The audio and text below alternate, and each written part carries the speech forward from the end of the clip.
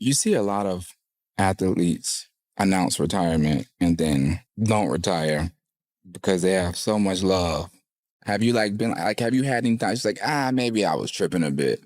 Yeah, I do be having those thoughts. Yeah. But it's also too, I want to get myself together. 10, 9, 8, 7, power, 6, 5, power.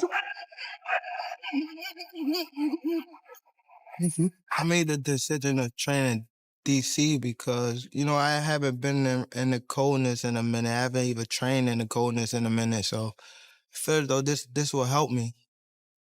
DC my second home. I've been coming up here since I was 9 years old, even younger.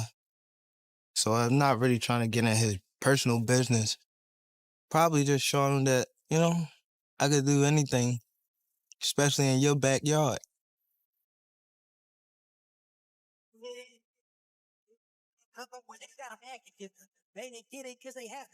Pride.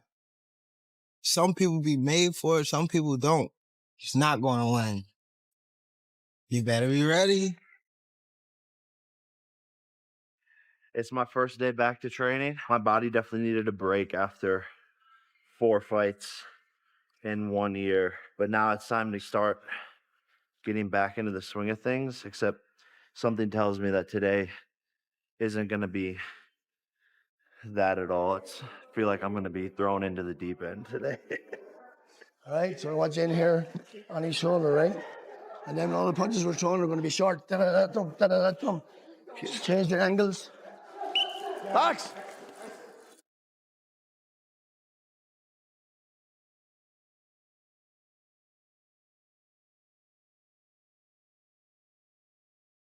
I finally feel like after 4 years, I'm getting my moment, the opportunity to show the world and inspire millions and millions and shut everyone the fuck up. The people who know boxing know that the power's the last thing to go. So I have to be prepared for strongest uppercut boxing has ever seen.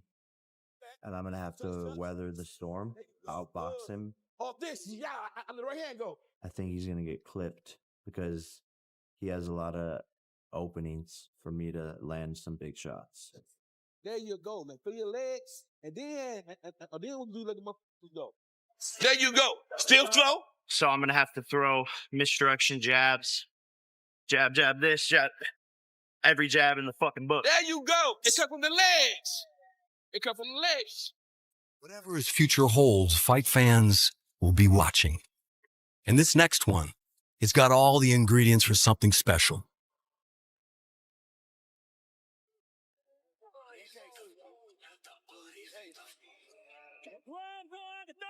Start up a war and then start up a riot. Shoot at the club and then shoot at your pride.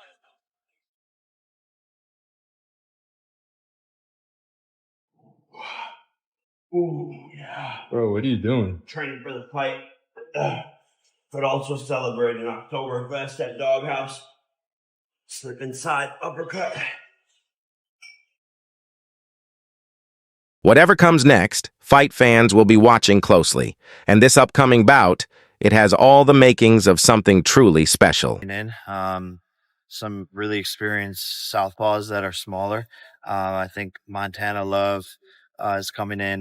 Shakur Stevenson wants to come in. Jermaine Ortiz. We're going to hit up Erickson Lubin, some of these guys. So we're just going to bring in a plethora of fighters that are fast, quick, shifty southpaw. Jake Paul is making it clear he's unfazed by Gervonta Davis and his intense preparation. He's been teasing Tank's training grind with his usual playful attitude, showing he's not intimidated by all the hype. But for Gervonta Davis, this isn't just talk. His response is all business, and it's a warning that words won't save Jake once they step in the ring.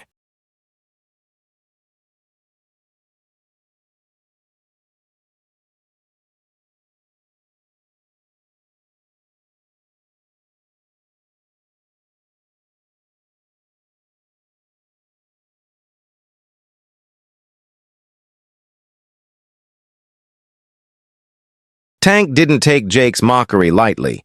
He responded with cold focus, the tone of a champion who's had enough of the disrespect. The size difference doesn't scare him, it fuels him. He's more determined than ever to prove that skill and power outweigh size and hype.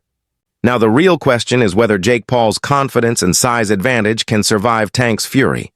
November 14th isn't just another event. It's starting to feel like fate. Even Fabio Wardley weighed in, saying that despite the physical gap, his prediction remains firm. Tank's precision and mindset will make all the difference. And this is definitely the toughest test. I think there's like a lot of things out there about the size and all of this stuff, but people forget that Tank's a top 10 pound for pound fighter, and he's got power in both hands. And skill wise and technique wise, he's been doing this for so long. And so actually internally, like, I'm the most scared going into a fight that I've actually ever been, because I know how good these people are that I'm sparring, and being able to see how good they are and knowing how good Tank is. It's actually going to be my toughest test. It seems clear that Davis has the edge, even with the size difference. His skill, timing, and experience simply outweigh the hype. Still, with the unpredictable nature of these high-profile, entertainment-driven matchups, you can never completely rule out surprises. In a fight like this, anything can happen under the lights. Percentages, yeah, 90-something%, right? Exactly. And just his speed, his elusiveness, his ring IQ, his conditioning. You know, he's gone 12 rounds so many different times, something that I've never even done. So he's going to be sharp all the way through. I mean, the list goes on and on. And so just actually being vulnerable for a second, it's like, this is crazy. This is scary. It's kind of keeping me up at night. Fabio's calm, grounded confidence said it all. The kind that comes from experience, not hype. He made it clear that true skill and timing can level any size difference. His words carried quiet conviction, almost like a warning to Jake Paul that he might be walking into something he doesn't fully understand. And while others fed into the spectacle, Fabio stayed composed, unimpressed by the noise. He wasn't buying into the hype, just speaking truth from a fighter's instinct. We have world champions, Raymond Ford in the 130-pound weight class. We got Montana Lovin. Shakur Stevenson is coming in this week.